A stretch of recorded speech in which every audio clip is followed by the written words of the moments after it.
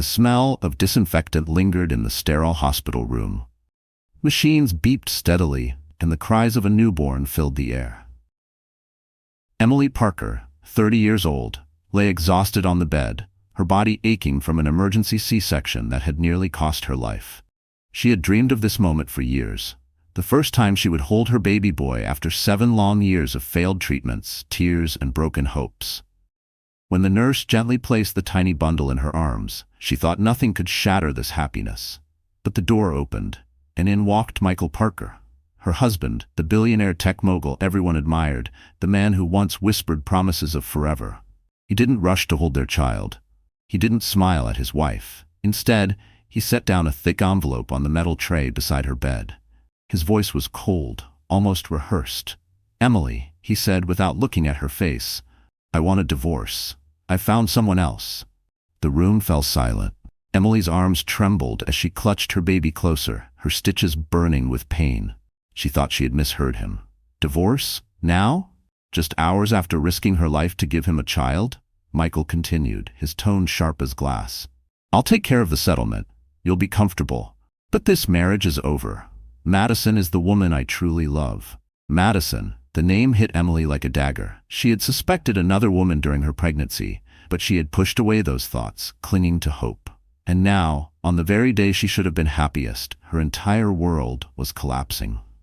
The nurse shifted uncomfortably. Even Helen, Michael's own mother, who had been quietly standing near the window, gasped in disbelief. Emily's lips quivered. She wanted to scream, to beg, to demand why. But her voice cracked into a whisper instead. "I almost died giving birth to your child, and this is what you bring me." Michael's eyes remained cold. "You'll thank me one day. This is for the best." And with that, the billionaire who had once vowed to cherish her walked out, leaving Emily bleeding, trembling, and alone, with nothing but her newborn son and a shattered heart. Emily Parker had always been the kind of woman people overlooked. She wasn't the type who commanded a room with flashing diamonds or expensive perfume. She was quiet, thoughtful, a woman who once believed love and family mattered more than status or power. Born and raised in a modest suburb outside Chicago, Emily came from hardworking parents who taught her that resilience was the only true wealth. Her father, a mechanic, spent nights covered in grease to keep food on the table. Her mother, a nurse, taught Emily that caring for others was life's greatest purpose. Emily grew up believing in simple happiness, the laughter of family dinners, Sunday strolls, and the dream of one day becoming a mother herself. In college, Emily studied architecture. She had a natural gift for design, a way of seeing beauty where others saw only concrete and steel. Professors praised her creativity, friends admired her determination. She had plans, big plans, to design homes for families who could never afford the glossy towers of downtown Chicago. But life took a different turn. When she met Michael Parker, he seemed like the answer to every prayer. He was charismatic, sharp, already climbing the ladder in the tech world. He had that spark, the kind that made people lean in when he spoke. Emily fell fast, believing she had found not only love but a partner who valued her dreams. Within a year, they were married. Within 2, Michael had become one of the youngest billionaires in the city, his tech empire spreading like wildfire. At first, Emily thought she was living a fairy tale. Michael whisked her to charity galas where crystal chandeliers glittered above champagne towers. She smiled for cameras, wore gowns she never thought she'd touch, and held his arm proudly. But behind the glitter, there was a price. Her own dreams slowly shrank. Architecture projects were pushed aside. "You don't need to work," Michael told her. "You're my wife now. Focus on us, on building a family." Emily agreed, telling herself it was temporary, that she could return to her passion later. But later never came. For years, Emily battled infertility in silence. She endured needles, surgeries, countless failed treatments, all while Michael's empire soared. He promised he'd be there, yet he always found an excuse to miss the appointments, the nights she cried on the bathroom floor. Still, Emily clung to hope. She told herself love meant patience, and one day they'd hold their baby together. That day finally arrived, though not as she had imagined. After an emergency C-section that nearly took her life, Emily cradled her newborn son, her miracle, her proof that all the pain had been worth it. She thought Michael would hold her hand, whisper that it had all been for this. Instead, he walked in with divorce papers. Now, lying in that hospital bed, her stitches burning, Emily realized the truth. Her entire marriage had been a performance for him, a carefully staged life. To the world, she was Mrs. Michael Parker, the billionaire's perfect wife. But to him, she had become disposable, an obstacle to the new life he wanted with Madison. And yet, even in her devastation, Emily held something stronger than Michael's billions: her son.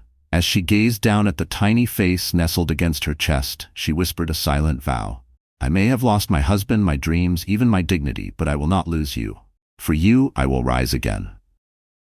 What Emily didn't know was that this vow would change everything, and the woman Michael thought was weak was about to become the strongest force he had ever faced. Chicago glittered like a jewel at night. Towering glass skyscrapers reflected the city lights, their mirrored surfaces hiding stories of triumph and betrayal. To the outside world, Michael Parker's empire was one of those towers, unshakable, impenetrable, drenched in wealth and influence. But inside, behind those tinted windows and glossy magazine covers, his marriage was collapsing like a house of cards. Emily Parker had once been dazzled by this world. The lavish penthouse on the 72nd floor, with its sweeping view of Lake Michigan. The imported marble floors that felt too cold under her bare feet. The endless closets filled with designer gowns, some still wrapped in tissue paper, gifts from Michael that he never noticed if she wore. For a while, she had convinced herself these luxuries were proof of love. But now, every sparkling chandelier, every silent hallway felt like a prison.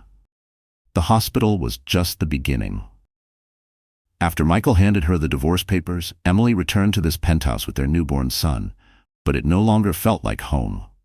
The kitchen, with its chrome appliances worth more than her parents' entire house, was untouched.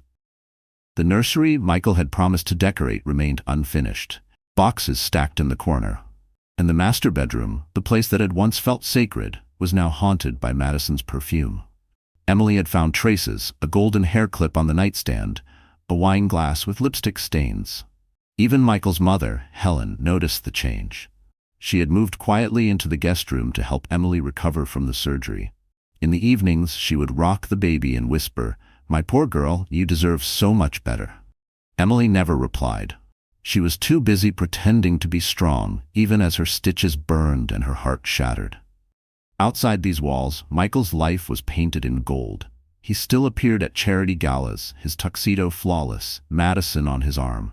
Paparazzi cameras flashed as they walked red carpets, headlines praising Chicago's most powerful couple. Emily watched from the sofa, the television screen, reflecting her pale, tear-streaked face.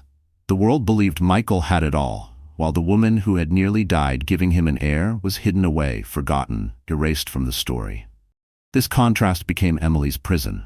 The city worshipped her husband, while she nursed her wounds in silence. Nights were the worst. From the penthouse windows, she could see the lights of Chicago blinking, endless lives moving forward. But inside, she was stuck, bleeding, aching, with a crying infant in her arms and no husband at her side. The setting was cruel in its irony. Here she was, surrounded by unimaginable wealth, artwork worth millions, jewelry locked in velvet drawers, a library stacked with first editions, and yet she felt poorer than she ever had. She longed for the small house of her childhood, the sound of her father's laughter in the garage, the smell of her mother's homemade soup. Those simple comforts meant more than all the glitter Michael's world could offer. But this setting, this glittering cage, would not destroy her. It would forge her. As Emily looked out across the city skyline, holding her baby close, a flicker of resolve sparked within her. If Michael thought she would vanish quietly, if Madison believed she could replace her, they were both mistaken. For now, Emily was trapped in the gilded tower Michael had built. But the same city that worshipped him would soon hear her voice. And when they did, the world would finally see who truly deserved the crown. Because this story wasn't about Michael Parker, the billionaire. It was about Emily Parker, the woman who had been left to die and who would rise from the ashes stronger than anyone imagined. Michael Parker had built an empire on brilliance and betrayal. By 35, he was worth over $12 billion, his tech company dominating headlines as the future of artificial intelligence. To investors and the press, Michael was a visionary, a man whose smile could move markets, whose handshake sealed billion-dollar deals. But to those who truly knew him, Michael was something else entirely, ruthless, cold, and loyal only to his ambition. Emily had once admired that ambition. She thought it was strength. She thought his late nights in the office, his endless calls, were sacrifices for their shared future. What she didn't know was that those nights were often spent with Madison Cole, the woman who would become both Michael's obsession and Emily's nightmare. Madison was 26, sharp and stunning, with a calculated charm that made men underestimate her intelligence. She had started as Michael's executive assistant, quick on her feet, always knowing the right words to soothe him after a boardroom battle. But soon, her role expanded far beyond scheduling meetings. She became his confidant, his escape, his secret indulgence. Where Emily offered loyalty, Madison offered excitement. Where Emily believed in patience, Madison whispered impatience. She told Michael he deserved more. A wife who matched his fire, who could dazzle at galas, who wouldn't be held back by motherhood. And Michael listened. He always listened, especially when her hands traced his jaw and her lips promised a life of endless passion. Behind Emily's back, Michael showered Madison with everything he once gave his wife. A penthouse of her own downtown, jewelry that sparkled under gala lights, vacations disguised as business trips.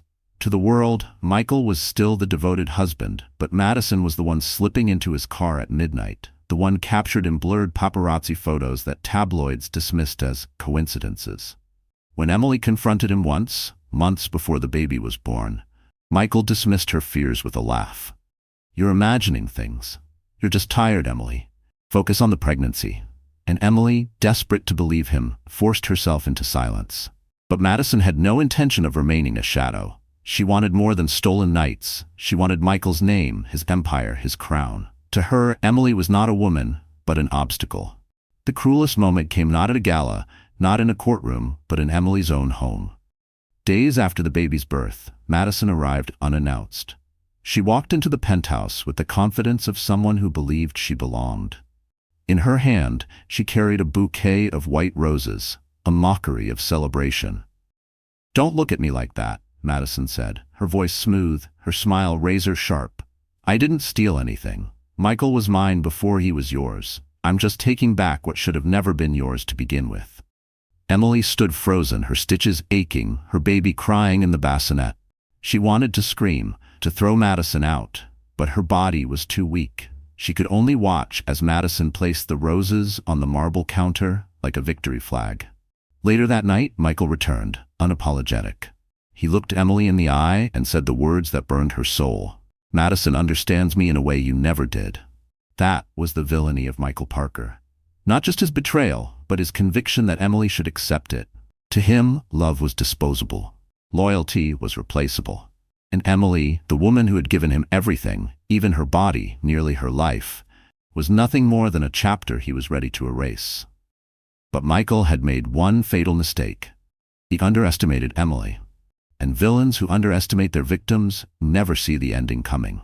The Parker name was always tied to spectacle. Galas, charity auctions, red carpets. Michael thrived under the glow of cameras.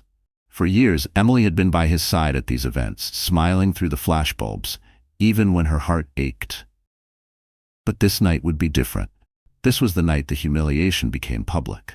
It was the annual Tech Innovators Gala, the most prestigious event of the year, hosted at the Chicago Cultural Center. Crystal chandeliers bathed the marble hall in golden light, and the air buzzed with power. CEOs, senators, Hollywood actors, everyone who mattered was there. For the first time since giving birth, Emily found herself in the spotlight again. She hadn't planned to attend. Her body still ached from surgery, and her soul was too raw. But Helen, her mother-in-law, convinced her. "You need to be seen, Emily. You're still his wife, still the mother of his son. Don't let them erase you." So Emily put on a simple black gown, elegant but understated. She walked into the gala with her head held high, determined to remind the world she still existed. For a brief moment, she felt strong. Until she saw them. Michael entered minutes later, Madison on his arm.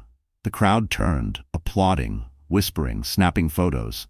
Madison glittered in a crimson gown designed to steal attention, her diamond necklace catching the light. She clung to Michael as though she had already won, as though Emily had never mattered. The whispers began instantly. "Is that Madison Cole? She's gorgeous."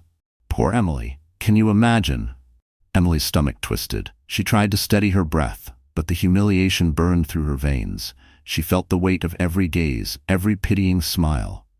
She had survived betrayal in private, but now the world was invited to watch her downfall. Michael spotted her across the hall. For a moment their eyes met. He didn't look ashamed. He looked triumphant. As though parading Madison before Emily was his final declaration, "You are nothing compared to her."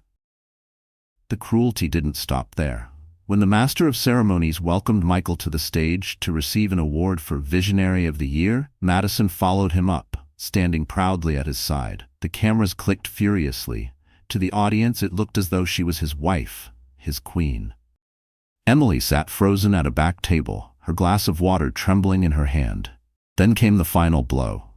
As Michael delivered his acceptance speech, he spoke of the people who inspire him, the people who give him strength. Emily braced herself, waiting to hear her name. But instead, Michael turned to Madison. And to Madison, he said, smiling as the crowd applauded, "Thank you for believing in me when no one else did." The words struck Emily like bullets. Her vision blurred, her chest tightened, the room spun, and for a moment she thought she might faint. She excused herself quietly, slipping out of the grand hall before anyone could see her tears. Outside, the cold Chicago night wrapped around her like a cruel reminder of reality. She pressed her hand against her abdomen, feeling the ache of her healing scar, and whispered to herself, "Never again. I will never let them break me like this again." That night of humiliation would become the turning point. Michael thought he had destroyed her in public. What he didn't know was that Emily had just found the fire she needed to rise. The drive back from the gala felt endless. Chicago's glittering skyline blurred past the car window, but Emily saw nothing. Her reflection in the glass looked hollow, ghostly, like a woman who had lost not only her husband, but her identity. When she reached the penthouse, Helen helped her out of the car. Emily held her baby tighter than ever, as though the tiny heartbeat against her chest was the only thing anchoring her to the world. She whispered, almost to herself, "As long as I have you, I can survive this." But when the door closed behind her and the silence of the penthouse wrapped around her, the dam broke. She set her son gently in his crib, kissed his forehead, and then collapsed onto the floor beside the bed. Her body shook with sobs so violent she thought her stitches might tear open again. She cried for the humiliation at the gala, for the betrayal, for the years she had given up her dreams only to be discarded like trash. Her voice cracked into the emptiness. Why wasn't I enough? There was no answer, only the sound of her baby's soft breathing, the faint hum of the city far below, and her own heart breaking piece by piece. Helen entered quietly, her face etched with sorrow. She sat beside Emily on the floor, wrapping an arm around her trembling shoulders. "My dear," Helen whispered, "my son may have given up on you, but I never will. You are not alone." But Emily barely heard her. The images from the gala replayed in her mind on a cruel loop. Michael's triumphant smile, Madison's crimson gown, the crowd's applause. The words echoed, and to Madison, "Thank you for believing in me when no one else did." Each word was a dagger, each memory another wound. For days after, Emily drifted like a ghost through the penthouse. She ate little, slept less. She stared at her baby, afraid she wasn't strong enough to give him the life he deserved. The once bright woman who had dreamed of building homes for others now struggled to keep the walls of her own heart from collapsing. One night, overwhelmed by despair, she stood at the window, gazing down 72 stories at the city lights below. The thought crossed her mind, what if she stepped forward, ended the pain, let the world swallow her whole?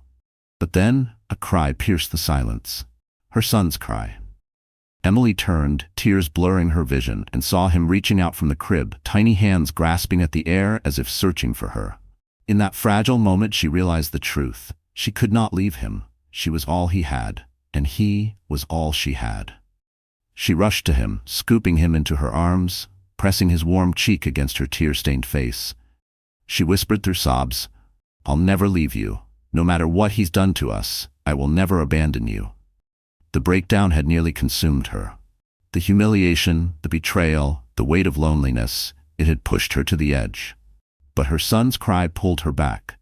Emily's tears that night were not just of pain. They were the beginning of transformation. In her lowest moment, she discovered the reason to rise again. And nothing Michael or Madison could do would take that from her. The morning after her darkest night, Emily woke with swollen eyes and a pounding heart. Sunlight streamed through the penthouse windows, mocking her pain with its brightness. She moved slowly, cradling her son as if he were her only anchor. But beneath her exhaustion, something inside her had shifted. She had survived. Barely, but she had. And survival meant there was still a chance to fight. That afternoon, Helen handed her a thick envelope. "This arrived yesterday," she said softly. "I didn't want to give it to you while you were so fragile." Emily frowned, opening the envelope with trembling fingers. Inside was a letter, on legal stationery. At first, she thought it was another cruel document from Michael, perhaps more divorce papers, another attempt to crush her spirit. But as her eyes scanned the words, her breath caught. The letter wasn't from Michael. It was from her late father's attorney. Her father, who had passed away 3 years earlier, had left something behind. A trust. A collection of investments he had quietly built over decades, never telling anyone except his lawyer. The assets had been dormant, waiting for Emily's 30th birthday, which had passed just weeks before she gave birth. Her father had planned it this way. He must have known she would need protection one day. The letter detailed that Emily was now the majority shareholder of a mid-sized architecture and construction firm, one her father had once helped save from bankruptcy with his modest earnings. It wasn't a billion-dollar empire like Michael's, but it was something real. Something hers. Emily's hands shook as she read the final line. "Your father wanted you to have the foundation to build your own future. He believed you would rise higher than you ever dreamed." For the first time in weeks, Emily laughed through her tears. Her father had believed in her when Michael never did, and he had left her the tools to reclaim her life. But the twist didn't end there. When Helen saw the papers, her eyes widened. "Emily," she whispered, "do you realize what this means? Michael's company has been trying to secure contracts with that very firm for years, and now you own it." The realization struck like lightning. Michael, the billionaire who thought she was powerless, was now indirectly tied to her through business. The man who wanted her erased might soon have to face her across a boardroom table. Emily clutched her baby closer, her heart pounding with something she hadn't felt in months: hope. For so long she had seen herself as a victim, broken and discarded. But now she held leverage, a secret weapon Michael didn't know existed. That night, as she rocked her son to sleep, Emily opened her old laptop. She dug through forgotten folders until she found them. Her unfinished designs, her dreams of building homes that mattered. She whispered, "We'll call it Phoenix Designs, because like the phoenix we rise from ashes." The twist of fate had given her more than just money. It had given her purpose, a reason to fight not just for survival, but for victory. Michael believed she was finished. Madison believed she had won. But Emily had a secret no one expected, and with it, she was about to rewrite the story. Emily stared at the glowing screen of her old laptop. The cursor blinked against the blank page, waiting. For years, she had buried her talent under Michael's shadow, told herself her role was to support him, to be the wife who smiled in photographs and the woman who waited at home. But now, staring at the inheritance papers from her father, she realized she had something Michael couldn't take away: her own mind. It began with one sketch. A line, a curve, a vision of a home that could shelter not just bodies, but broken hearts. She worked at night, after putting her baby to sleep, her fingers moving with determination she hadn't felt in years. The pain of betrayal still lived in her chest, but each design she drew felt like stitching a wound shut. She named her dream Phoenix Designs, a rebirth, rising from ashes. Days turned into weeks. With Helen's support, Emily contacted her father's lawyer and arranged meetings with the architecture firm she now partly owned. The executives were surprised. They expected a timid widow's daughter, fragile and unprepared. Instead, they found a woman with quiet fire in her eyes, holding a baby on her hip and design portfolios under her arm. Some scoffed. "She's just Michael Parker's cast-off wife," one board member whispered. But Emily didn't flinch. She stood taller, her voice steady. "I'm not here because of my husband. I'm here because of my father, and because of my vision. If you doubt me, look at my work." When she laid her sketches on the table, silence followed. Clean lines, smart use of space, designs that balanced strength with warmth. It wasn't the flashy extravagance Michael's world adored. It was human. It was real. And for the first time, the men in suits leaned forward, curious. Outside the boardroom, Emily transformed too. She stopped hiding in black gowns of modesty. She chose clothes that made her feel powerful. Structured blazers, bold colors, heels that clicked against marble floors like a declaration of war. She cut her hair shorter, framing her face with sharp confidence. In the mirror, she saw not the abandoned wife, but the woman who had survived fire and was learning to command it. Her return to society began quietly. Small meetings, community projects, a design for a women's shelter in the South Side. She visited the site herself, wearing a hard hat, her baby strapped against her chest. Local women shook her hand, thanking her for giving them dignity through design. That night, Emily wept, not from sorrow, but from pride. For once, her work mattered again. Word spread. Michael Parker's wife is making her own name. Headlines shifted. The woman they had pitied at the gala was now being called the Phoenix of Chicago.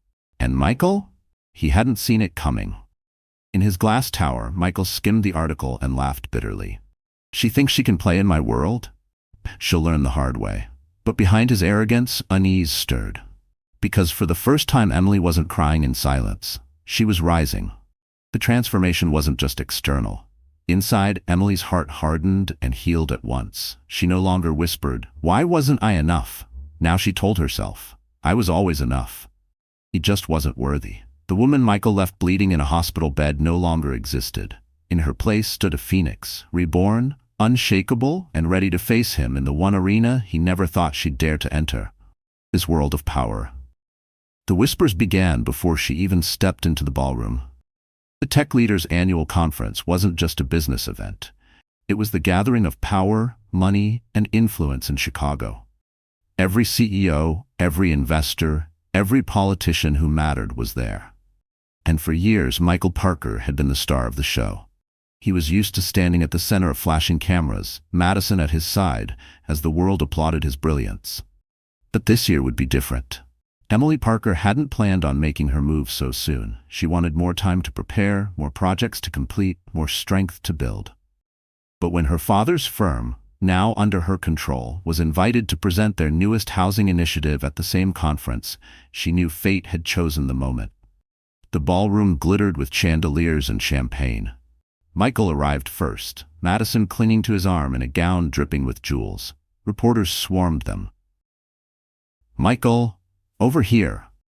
"Mr. Parker, is it true your company is expanding into urban housing?" Michael grinned, prepared with smooth answers. Then the crowd shifted. Heads turned. Cameras clicked. Emily entered. She wore a sleek white gown, elegant and commanding, her hair swept back, her eyes steady. On her arm wasn't a date, but her portfolio, thick with designs. Her presence stole the air from the room. People whispered, "Isn't that Michael's ex? She looks incredible." "What's she doing here?"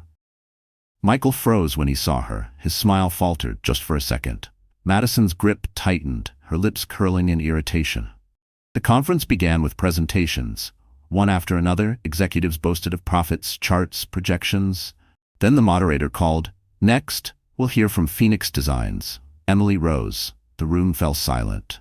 Few had heard of Phoenix Designs, but all eyes locked on her. She walked to the stage, heels echoing across the marble floor. Her voice was steady, calm yet filled with quiet fire. "Ladies and gentlemen, tonight I'm not here to show profits. I'm here to show purpose." She unveiled her designs, affordable, sustainable housing for struggling families, built not for investors but for real people. Images of warm, modern homes filled the screen behind her. Gasps echoed through the hall. "These homes," Emily continued, "aren't just walls and roofs. They are places where children will laugh, where mothers will heal, where futures will begin. I know this, because I was almost one of those mothers left with nothing. But from ashes, we rise." The room erupted in applause. Michael's face turned stone. He realized too late that Emily's firm had secured contracts his company had been chasing for years. She had outmaneuvered him, not in private, but in front of the very world that once worshipped him. Madison whispered, "She's nothing, Michael. Don't let them forget who you are." But for once, he had no words. He could only watch as Emily, the woman he thought broken, received a standing ovation. As Emily stepped down from the stage, investors rushed to her side. "Ms. Parker, we'd love to discuss partnerships. Your vision is extraordinary. We want to be part of this." Emily smiled politely, thanking them, but her eyes sought only one face, Michael's. Their gazes met across the room. For the first time, he looked small, cornered. And Emily's look said it all. "The game has changed. You don't own me anymore." That night marked the beginning of Emily's public revenge. She didn't just reclaim her voice. She took her place in Michael's world and proved she could outshine him in it. The conference ended, but the electricity in the air lingered. Emily had stolen the spotlight, leaving Michael humiliated before the very people who once idolized him. Yet the night was not over. Fate had prepared one more stage, the private after-party reserved for industry titans. Emily hadn't planned to attend, but investors begged her to join. "You belong there," Helen whispered, squeezing her daughter-in-law's hand. So Emily went, not to celebrate, but to finish what Michael had started years ago when he betrayed her. The venue was an exclusive rooftop lounge overlooking Chicago's glittering skyline. Inside, champagne flowed, laughter echoed, and billionaires mingled under the stars. But when Emily stepped into the room, the atmosphere shifted. Heads turned. Conversations hushed. Even here, among the most powerful, her presence commanded attention. Michael was already there, standing near the balcony with Madison glued to his side. His jaw tightened the moment he saw Emily. Madison's nails dug into his arm, her smile sharp and mocking. Emily walked straight toward them. The crowd instinctively parted, giving space as if they sensed history unfolding. "Michael?" Emily said evenly, her voice carrying over the music. He forced a smile, trying to recover his composure. "Emily, quite the performance tonight, but don't confuse applause with power. These people will forget you tomorrow." Emily tilted her head, calm but cutting. "Funny, that's what you said to me once before. And yet here I am, stronger, louder, unforgettable." Madison laughed, tossing her hair. "Please, you're nothing without his name. Without Michael, you'd still be drawing houses on napkins." Emily turned to her, eyes steady. "Without Michael, I'd still have my dignity. Can you say the same?" The room stirred, whispers spread. Madison's smile faltered for the first time. Michael's face hardened. He stepped closer, lowering his voice but loud enough for those nearby to hear. "This game you're playing, it won't last. You think you can challenge me? I built an empire. You're just a woman who lucked into a few contracts." Emily didn't flinch. Instead, she reached into her clutch and pulled out a folder. She handed it to him. "These are copies of the contracts Phoenix Design secured last month. The ones your company has been chasing for years. Tell me, Michael, does that look like luck?" He opened the folder. His eyes scanned the documents. For the first time, his mask cracked. The color drained from his face. He had underestimated her, and now the evidence was in his hands. The crowd watched silently, waiting. Madison leaned in, her voice sharp. "Michael, don't let her get away with this. You're still the king here." Emily's voice cut through like glass. "Kings fall, Madison, but queens rise." Gasps rippled through the room. Cameras flashed. In that moment, Emily wasn't just confronting Michael, she was declaring victory before the world. Michael clenched the folder, his knuckles white. He wanted to lash out, but the room was no longer his to control. The whispers, the stares, the flashing lights, they all belonged to Emily now. She turned to leave, pausing just long enough to glance back. "Enjoy the view, Michael. It's the last time you'll ever look down on me." And with that, Emily walked away. Not as the abandoned wife, but as the woman who had faced her betrayer and left him standing in ruins. The cracks in Michael Parker's empire appeared slowly at first. Like tiny fractures in glass no one noticed until it was too late. The morning after the confrontation, headlines exploded. Emily Parker steals spotlight at tech gala. Phoenix Designs outshines billionaire ex-husband. Queen rises as king stumbles. Michael slammed the newspaper onto his mahogany desk. His executives sat in tense silence, avoiding his glare. For years they had followed him without question, intoxicated by his confidence. But now doubt flickered in their eyes. "Why am I reading about Phoenix Designs on the front page instead of us?" Michael barked. One executive cleared his throat nervously. "Sir, investors are asking why Phoenix secured contracts we've been chasing for months. They want answers." Michael's fist slammed the desk. "Phoenix Designs is nothing without me. Emily is nothing without me." But deep down, he knew it wasn't true. Meanwhile, Madison watched from the sidelines, her patience thinning. She had enjoyed the spotlight, the diamonds, the private jets. But now, whispers of Michael's decline spread through Chicago's elite. At parties, people no longer praised him. They pitied him. And Madison hated pity. One night, in their penthouse suite, she confronted him. "Michael, this isn't the man I signed up for. Where's the power? Where's the glory?" Michael poured himself another drink. His tie loosened, his eyes bloodshot. "It's a setback. Emily's playing games, but she'll fade. She always does." Madison's laugh was cold. "She's not fading, Michael. She's winning. And you," she gestured at his glass, his disheveled suit, "you're losing." He spun on her, anger flashing. "You think you can lecture me? You'd still be answering phones if it weren't for me." Madison's smile turned razor-sharp. "Maybe, but at least I'd still have options. Do you?" The words cut deeper than she realized, because at that very moment, Michael's phone buzzed with a message he had been dreading. "The board has called an emergency meeting." The next day, he walked into the boardroom, his confidence forced. But the faces around the table were cold. One by one, his allies spoke. Declining stock prices, failed deals, investor panic. And then, the final blow. Evidence of financial mismanagement leaked to the press. Someone had handed over documents that painted Michael not as a visionary, but as reckless. He scanned the room, betrayal in his eyes. Who leaked this? No one answered. But when he returned to his penthouse, Madison was gone. Her closet empty, her diamond necklace missing. On the marble counter a note, "I don't stay with losers, M." Michael sank into a chair, the silence deafening. The empire he had built, the woman he had chosen over his wife, both slipping through his fingers. Meanwhile, Emily watched the headlines unfold from her modest office at Phoenix Designs. Michael Parker under fire. Billionaire faces boardroom revolt. She felt no joy in his suffering, only justice. For years he had believed he was untouchable, that money could shield him from consequences. But now, stripped of power and betrayed by the woman he abandoned everything for, Michael was finally tasting the bitter truth. The king had fallen, and the world was watching.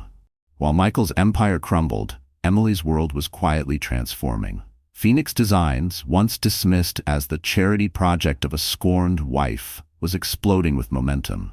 After her electrifying presentation at the Tech Leaders Conference, calls flooded in. Investors wanted meetings. Nonprofits wanted partnerships. City officials wanted her blueprints. And for the first time in years, Emily felt something she thought she had lost forever: purpose. Every morning began the same. She kissed her baby's forehead, dropped him into Helen's loving arms, and walked into her modest downtown office. It wasn't a skyscraper suite with glass walls and leather chairs. The paint was chipped, the desks second-hand, the carpet worn, but the room buzzed with energy. Architects, designers, and interns worked late into the night, inspired by her vision. They didn't see her as Michael Parker's ex-wife. They saw her as a leader. Emily led with empathy. She knew what it felt like to be broken, to be dismissed, to be told you weren't enough. So when she sat across from struggling families and listened to their stories, she didn't just nod politely. She understood. She translated their pain into walls and windows, their hopes into blueprints. Her homes weren't monuments of wealth like Michael's towers. They were sanctuaries. Soon, Phoenix Designs launched its first major project, a housing community called Haven. Rows of affordable, sustainable homes designed for single mothers, veterans, and families on the edge of poverty. The groundbreaking ceremony drew hundreds. Reporters swarmed Emily, microphones flashing. "Miss Parker," one asked, "how does it feel to step out of your ex-husband's shadow?" Emily smiled, holding her son close. "I'm not stepping out of anyone's shadow. I'm standing in my own light." The quote went viral. Overnight, Emily became a symbol, not just of resilience, but of reinvention. Magazines called her the Phoenix of Chicago. Talk shows invited her to speak. Women across the country wrote letters, thanking her for showing them that betrayal didn't have to be the end of their story. Meanwhile, Michael watched from afar. Each headline about Emily felt like another dagger. He had once believed she couldn't survive without him. Now, she was thriving in ways he never imagined, earning not only respect, but admiration he could no longer buy. And Emily wasn't just building houses. She was building power. The contracts she secured gave her leverage in the very industries Michael once dominated. City councils began favoring her proposals over his. Philanthropists shifted their donations from his foundation to hers. Slowly, quietly, she was rewriting the balance of influence in Chicago. At night, when the city lights sparkled outside her apartment window, Emily would rock her son to sleep and whisper, "We did it. We're doing it." Her heart still bore scars, but the weight of humiliation had been replaced by pride. She had been the woman left bleeding in a hospital bed, abandoned and humiliated. Now she was the woman standing on stages, designing futures, and holding the world's attention. Emily Parker was no longer just Michael Parker's ex-wife. She was Emily Parker, the phoenix, the builder, the mother, the woman who turned ashes into fire, and her rise was only just beginning. For a time, Madison Cole believed she had won. She strutted through Chicago's elite circles, draped in jewels Michael bought her, boasting of her new role as the future Mrs. Parker. People whispered about her boldness, some envied her, others despised her. But she didn't care. She had the billionaire, the penthouse, the spotlight. But the glitter began to fade the moment Michael's empire started to crack. The headlines that once glorified him turned vicious. Parker under investigation. Stock prices plummet. Investors flee Billionaire's sinking ship. Invitations to galas slowed. Reporters stopped calling. Suddenly, Madison's crimson gowns and diamonds looked less like triumph and more like desperation. She tried to hold on. She posted curated photos online, flaunting dinners and vacations, desperate to maintain the illusion of power.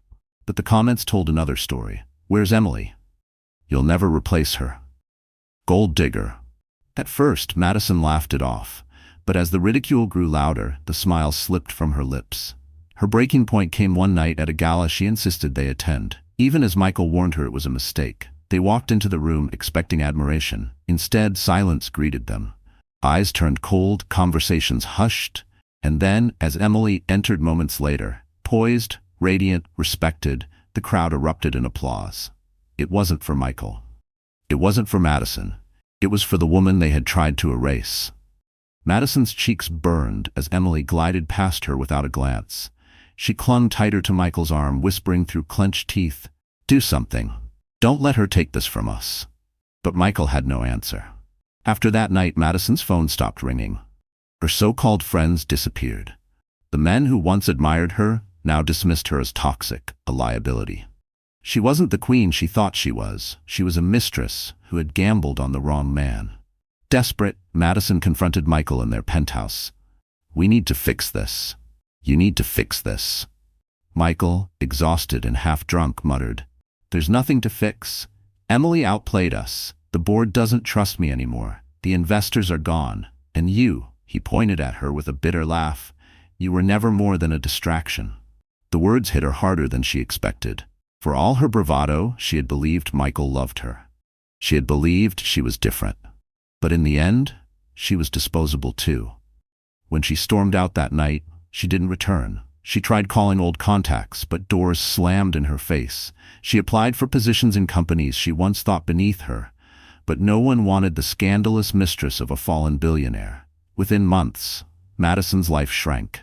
No more penthouses, no more gowns, just a small apartment with peeling paint and overdue bills. She stared at her reflection in a cracked mirror, mascara streaking down her cheeks, whispering to herself, how did it all disappear so fast? The cruel truth was this: she had built her world on borrowed power, and when that power crumbled, so did she. Meanwhile, Emily's star only rose higher. Every headline praising Emily was another reminder to Madison that she had lost not only Michael, but the game entirely. The mistress who once mocked Emily with roses and arrogance was now forgotten. Just another cautionary tale of what happens when you gamble on betrayal. Michael Parker had always been the man who walked into a room and commanded it. But now, when he walked into boardrooms, he was met with silence and lowered eyes. The empire he once ruled had slipped from his grasp, and the woman he once discarded had risen to heights he could no longer touch. For weeks, he tried to convince himself it was temporary, that Emily's success was a fluke, that Madison's betrayal meant nothing, that he could rebuild. But the truth was impossible to ignore. His fortune was dwindling, his allies had abandoned him, and for the first time in his life, Michael Parker was powerless. And in that emptiness, one thought consumed him: Emily.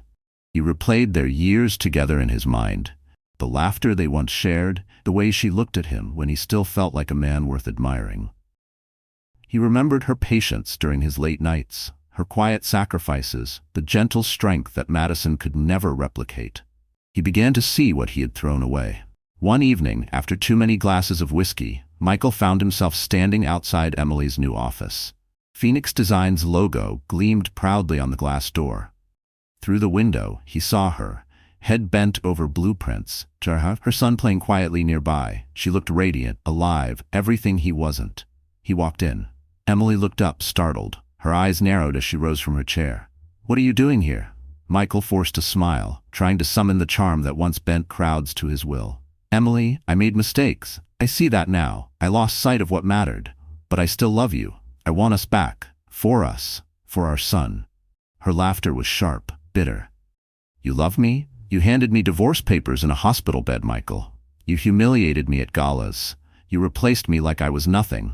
And now that you've lost everything, suddenly you remember love?" He stepped closer, desperation leaking through his polished mask. "I can change. We can start again.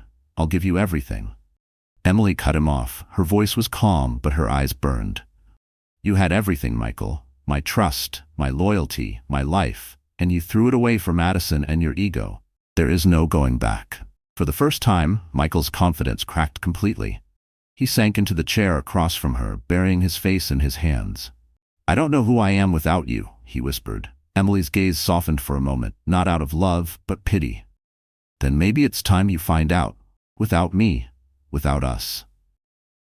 Their son toddled over, tugging at Emily's skirt. He looked at Michael with innocent curiosity. "Mama, who is that man?" The word struck Michael like a blow to the chest. His own child didn't recognize him. Emily knelt, smoothing her son's hair. "That's someone who made choices, sweetheart. Choices that cost him his family." Michael's throat tightened. He wanted to scream, to beg, to undo every mistake. But he couldn't. Emily had drawn the line, and this time, nothing he said could move it. Michael Parker had once been the man who thought he could buy the world. Now he was just a broken man begging for forgiveness he would never receive. The day of the unveiling dawned crisp and golden, sunlight spilling across the Chicago skyline like a promise. For weeks, the city had buzzed about it. Emily Parker's grand project, the one that would redefine her career and cement Phoenix Designs as more than a company. It was the opening of Haven, the affordable housing community built for families who had been forgotten by the city's luxury-obsessed developers. Reporters, politicians, and community leaders gathered at the ribbon-cutting ceremony. Cameramen jostled for position. Banners stretched across the site, proudly displaying the words, "Phoenix Designs, from ashes we rise." Emily arrived in a tailored navy suit, her son's small hand tucked in hers. She looked calm, but her heart pounded as she scanned the crowd. Not long ago, she had been the woman humiliated in a hospital bed, abandoned and erased. Now she stood at the center of attention, not because of Michael's name, but because of her own vision. The mayor stepped forward, smiling broadly. "Today we celebrate not just buildings, but hope. Thanks to Emily Parker and Phoenix Designs, hundreds of families will have a chance to rebuild their lives in dignity. This city is proud to call her one of its own." Applause thundered. Emily felt her son squeeze her hand. She glanced down and his wide eyes shone with pride. For him, this wasn't about headlines or politics. It was about having a mother who never gave up. When it was her turn to speak, Emily stepped up to the podium. Microphones flashed. She took a deep breath, steadying her voice. 3 years ago, she began, I was told my life was over, that I was replaceable, that I was nothing. And for a time I believed it. But standing here today, I know that pain was only the beginning. It broke me open so I could rebuild, not just myself, but something greater. She gestured to the row of houses behind her, their clean lines and warm colors gleaming in the sun. These homes are proof that we rise from ashes. They are for the single mothers, the veterans, the children who deserve more than survival. And I promise this is only the beginning. The crowd rose to its feet, applauding, some even wiping away tears. Cameras zoomed in, capturing Emily's face glowing with conviction. She was no longer the shadow of a billionaire. She was the light of her own making. After the ceremony, reporters swarmed her. "Emily, how does it feel to be Chicago's most inspiring success story? What would you say to women who feel broken the way you once did?" Emily smiled, holding her son close. "I'd tell them what I tell myself every day. You are never truly broken. You are simply being prepared to rise." The quote spread like wildfire, trending online within hours. Talk shows replayed her speech. Magazines declared her the face of resilience. And ordinary women across the country shared her words as a mantra. Meanwhile, Michael sat alone in his penthouse, watching her speech on television.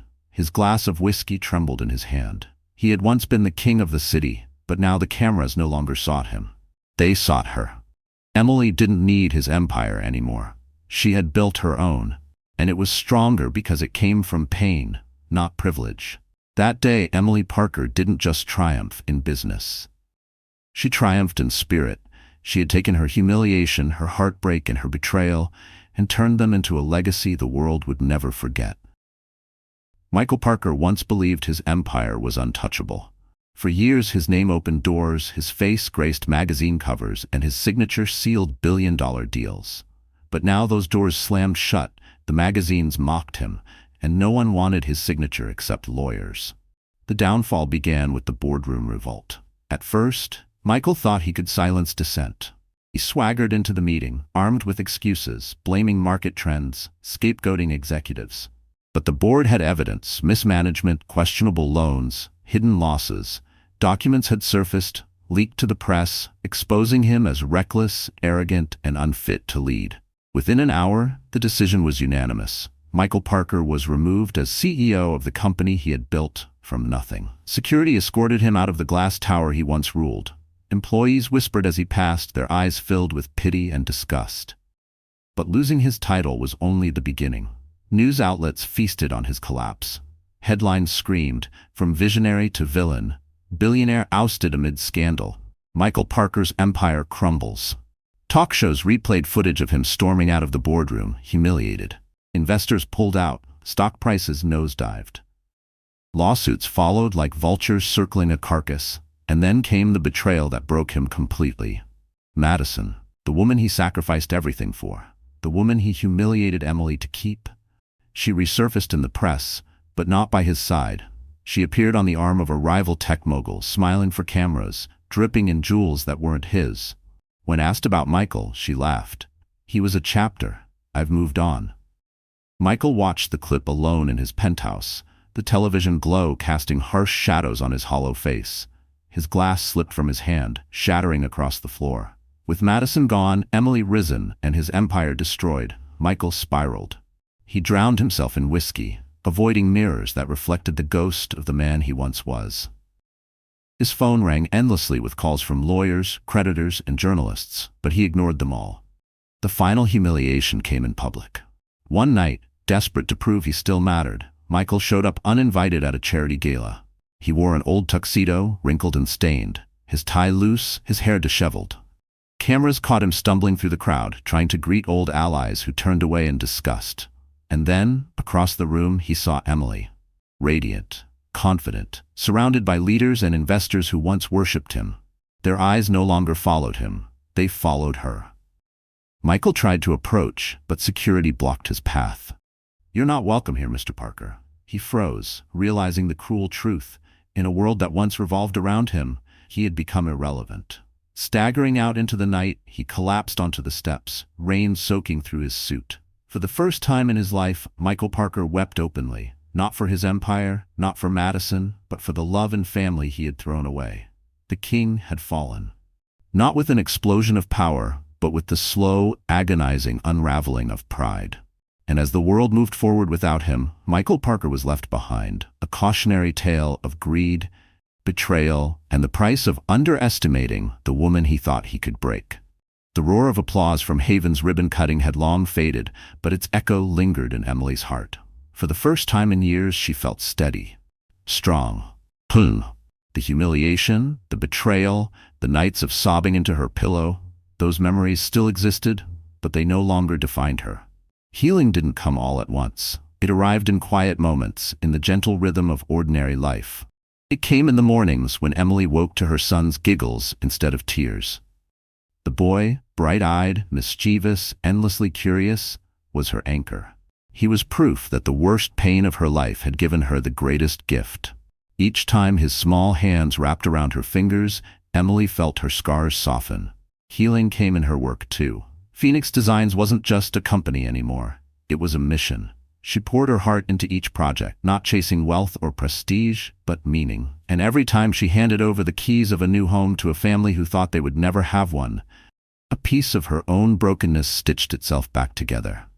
But perhaps the greatest healing came from learning to forgive. Not Michael, not Madison, but herself. For years she had carried guilt like a weight. Guilt for not seeing the betrayal sooner. Guilt for believing Michael's lies. Guilt for thinking she wasn't enough. One evening, sitting by the lake as the Chicago skyline shimmered on the water, Emily whispered into the breeze, "You were always enough." It wasn't for anyone else. It was for her. A declaration, a release. Helen sat beside her, knitting quietly, a steady presence through every storm. "You've come so far, Emily," she said, her eyes glistening. "Your strength saved you, but your kindness will heal you." And she was right. Emily chose not to become bitter. She chose to heal not by hardening, but by opening herself to new possibilities. It was during a community event months later that David entered her life again. A lawyer who had once been her friend in college, David had quietly cheered her from the sidelines. He wasn't flashy like Michael, nor was he charming in the way that drew crowds. But he was steady, patient. He listened. When he looked at her, it wasn't as the ex-wife of a billionaire or the Phoenix of Chicago. He saw Emily, the woman who had endured, who had risen, who was still learning to trust herself. At first, Emily hesitated. The scars of betrayal were deep, and she feared opening her heart again. But David never rushed her. He showed up with small gestures, helping her son build a toy house, bringing her coffee after late nights at the office, walking with her along the lakefront when the weight of leadership pressed heavy on her shoulders. Slowly, Emily realized something profound. Love didn't have to be grand or glamorous to be real.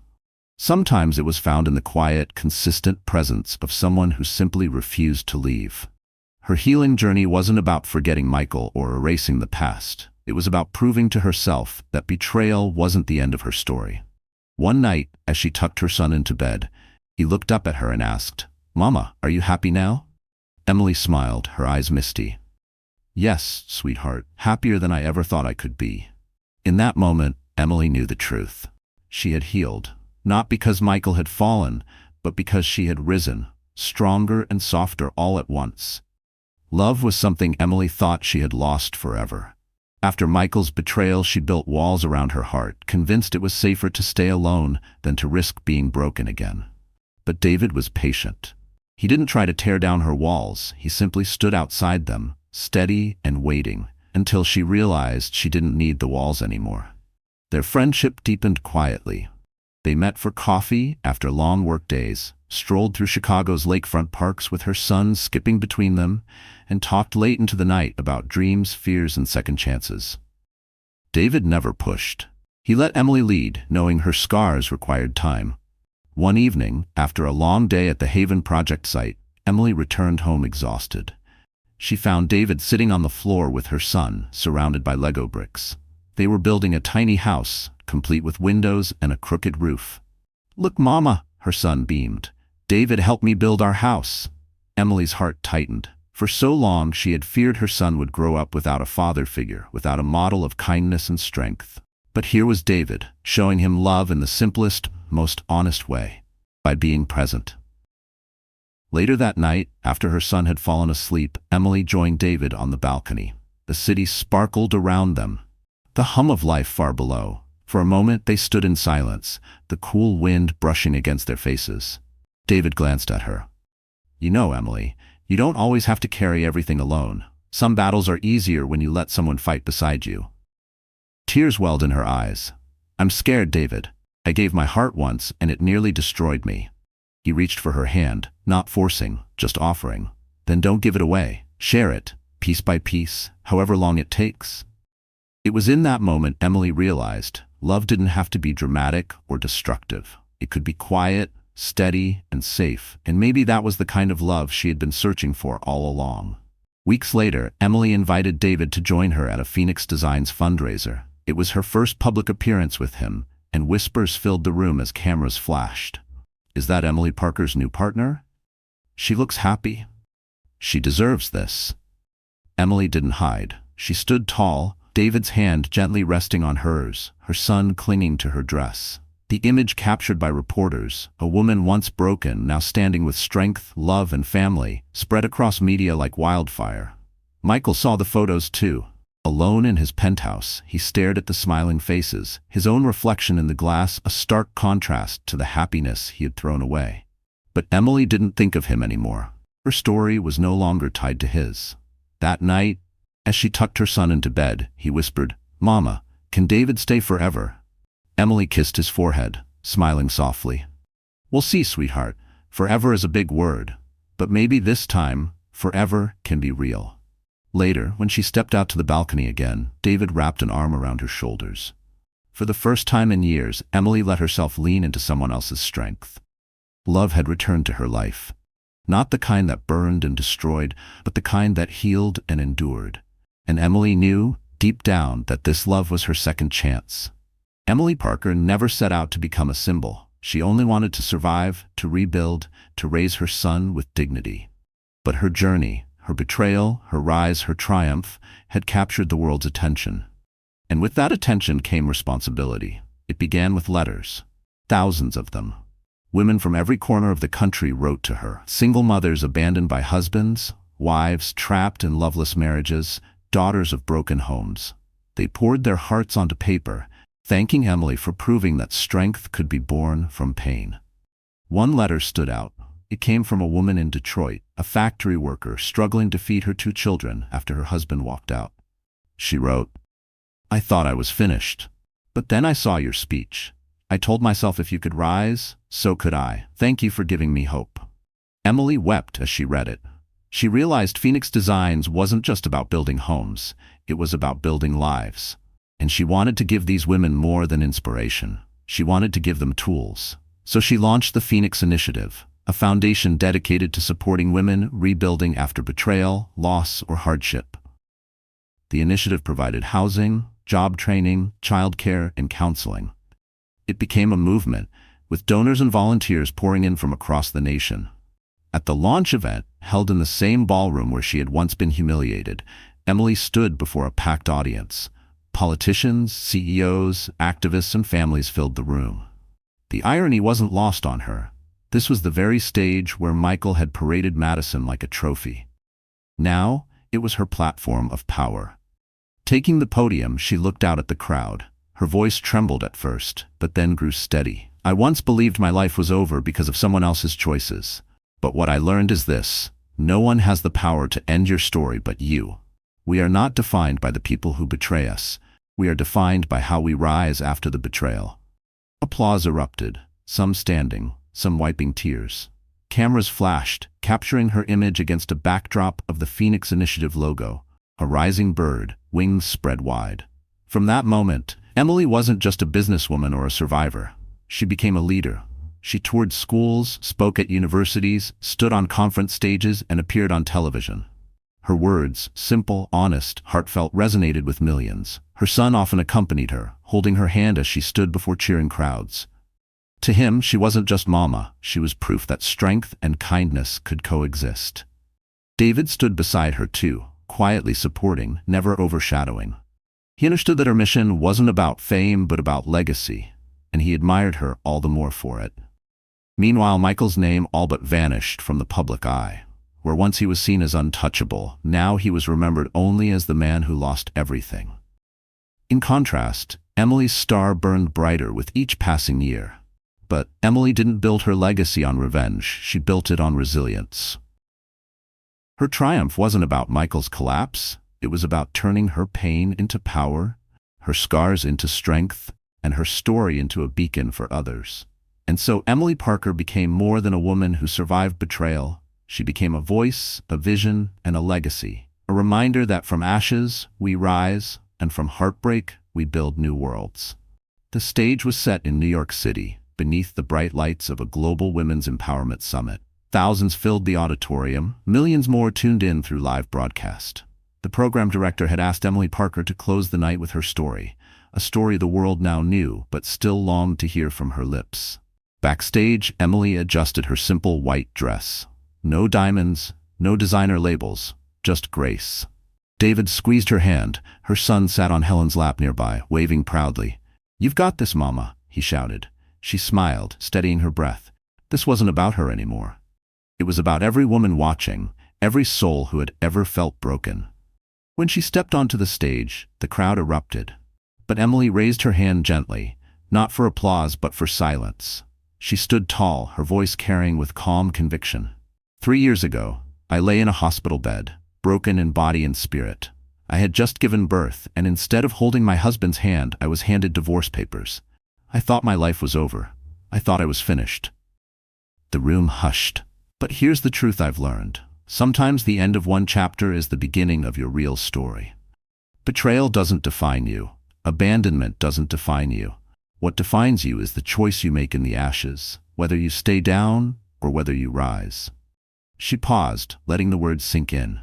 Faces in the audience glistened with tears. I chose to rise, not because I was fearless, but because of this little boy.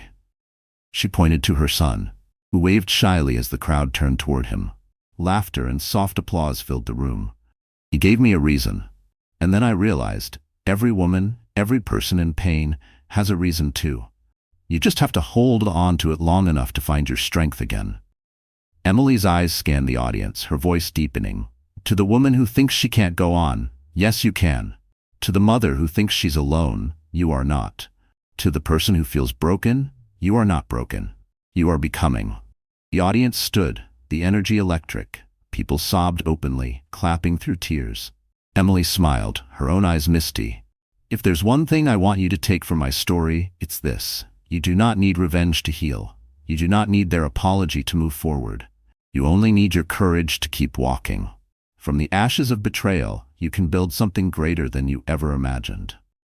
Her voice softened into the closing words. I thought I needed to be a wife to matter. I thought I needed someone else's love to have value. But I was wrong. I am enough, and so are you.